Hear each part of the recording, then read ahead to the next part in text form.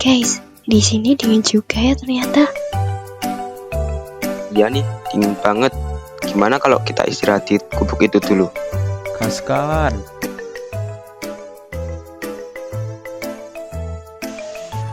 Duh, kok serem ya? Cekoknya.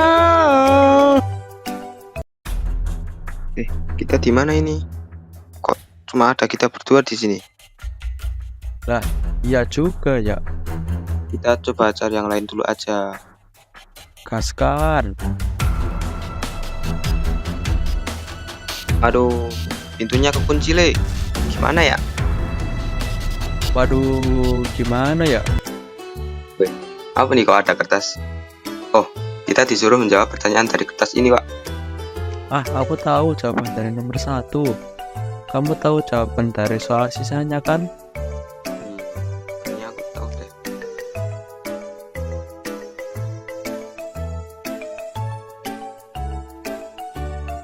Yang pertama ada C++, yang merupakan pengembangan dari bahasa pemrograman C. Bahasa ini telah memasukkan paradigma berorientasi objek atau OOP yang memberikan struktur yang sangat jelas dalam pengembangan program. Yang kedua ada Python, merupakan bahasa pemrograman komputer yang biasa dipakai untuk membangun situs, software, atau aplikasi, mengotomatiskan tugas, dan melakukan analisis data. Yang ketiga ada HTML, adalah singkatan dari Hypertext Markup Language.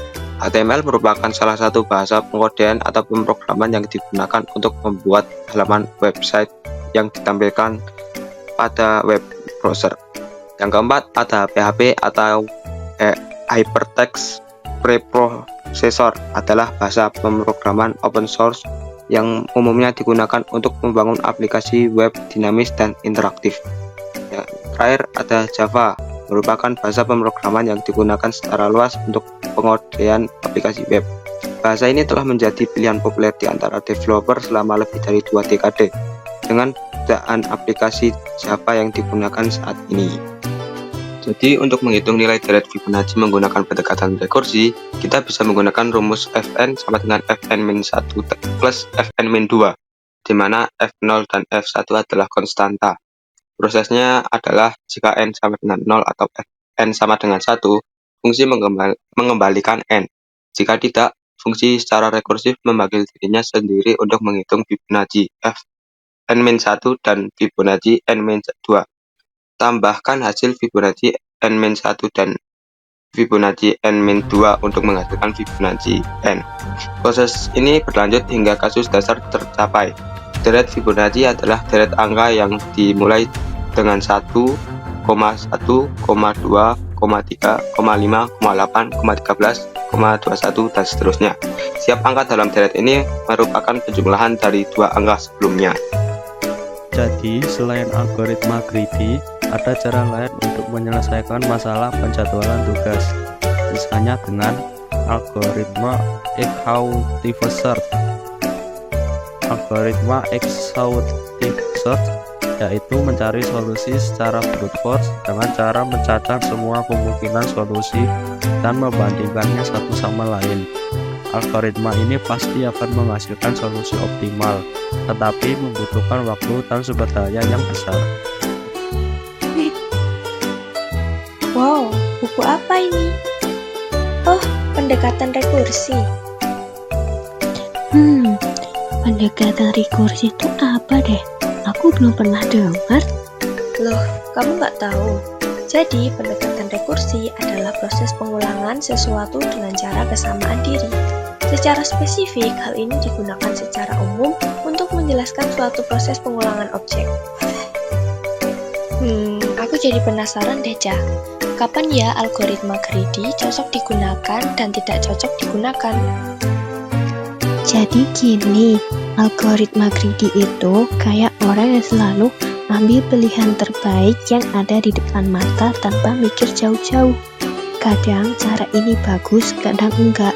Greedy itu cocok dipakai pas kamu perlu jawaban cepat dan lumayan bagus. Misal nih, kamu lagi buru-buru cari jalan ke kantor. Greedy bakal milih jalan yang kelihatan paling singkat tiap ada persimpangan. Mungkin bukan rute terbaik, tapi cepat dan biasanya cukup oke.